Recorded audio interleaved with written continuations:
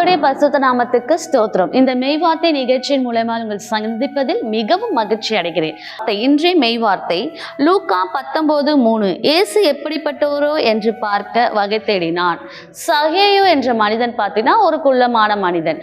அவர் இயேசுவை பற்றி எல்லாரும் சொல்றாங்க, அற்புதம் செய்கிறாரு, இவ்வளோ எங்களுக்கு நிறைய அற்புதங்களை அவர் செஞ்சு கொண்டு வருகிறாரு, அந்த இயேசு இங்கே வருகிறார் அப்படின்னு சொல்லிட்டு அவன் காதுகளுக்கு செய்தி போகிறது. அப்பொழுது அவன் குள்ளமாக இருக்கிறதுனால அந்த ஜனக்கூட்டத்தில் தெரியாதனால இயேசு எப்படிப்பட்டவரோ என்று பார்க்கறதுக்காக அவன் கஷ்டப்பட்டு ஒரு காட்டத்தி மரத்து மேலே ஏறி எப்படிப்பட்டவரோ என்று பார்த்தான்.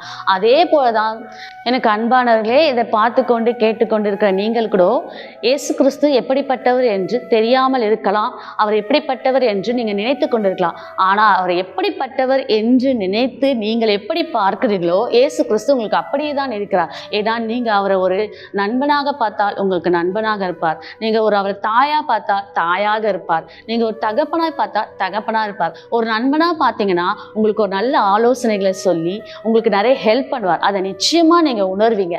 அதே போல் ஒரு தாயாக பார்த்தா உங்களுக்கு அன்பாக இருப்பார், உங்களை அரவணைப்பார், அதையும் நீங்கள் நிச்சயமாக ஃபீல் பண்ணுவீங்க. ஒரு தகப்பனாக பார்த்தீங்கன்னா ஒரு தகப்பன் போல உங்களை சுமந்து உங்கள் காரியங்களை தன் காரியங்களாக எடுத்து உங்கள் கண்ணீர்களை துடைத்து ஒரு தகப்பன் எப்படி நம்மளை பார்த்துப்பார் அதை காட்டிலும் அவர் நம்மளை நல்லா பார்த்து வழி நடத்துவார். நீங்கள் அதை விசுவாசித்து நீங்கள் ஏற்றுக்கொள்ளணும். எனக்கு நண்பனாக இருக்கணும் இயேசு கிறிஸ்துனா, நிச்சயமாக உங்கள் காரியங்களை கொடுத்து ஒரு நண்பனை பேசுறது போல் நீங்கள் பேசலாம். ஏசப்பா இன்னைக்கு இப்படி நடந்தது, ஏசப்பா எனக்கு இந்த மாதிரி காரியங்கள் ஆச்சு அப்படின்னு சொல்லிட்டு நீங்கள் பேசிக்கலாம்.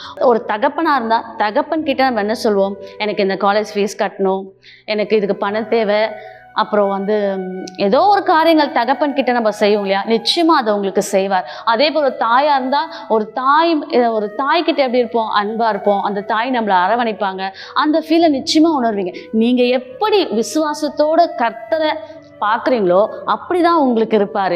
ஒரு சிறிய ஜெபம் செய்வோமா? ஏசப்பா, இயேசு எப்படி இருப்பார் எங்களுக்கு தெரியாது, இது வரைக்கும் நாங்கள் அறியாமல் இருக்கிறோம் அப்படின்னு என்று நினைக்கிற எனக்கு அன்பானவர்களை கர்த்தர் நீங்கள் நோக்கி பாருங்கள். அவங்கள எப்படி பார்த்து ஏசப்பா என் இருதயத்தில் நீங்கள் நண்பனாக வாங்க, எனக்கு தகப்பனாக வாங்க என்று அழைக்கிறவர்களிடத்தில் ஏசப்பா உங்கள் அன்பை நீங்கள் காட்டுங்க. நீங்கள் எல்லாரும் நேசிக்கிறவங்களா இருக்கிறீங்க ஏசப்பா.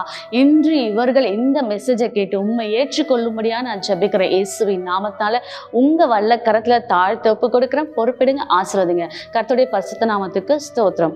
பயப்படாதிருங்கள், கலங்காதிருங்கள், இயேசு உங்களை நேசிக்கிறார். கர்த்தருடைய பரிசுத்த நாமத்துக்கு ஸ்தோத்திரம்.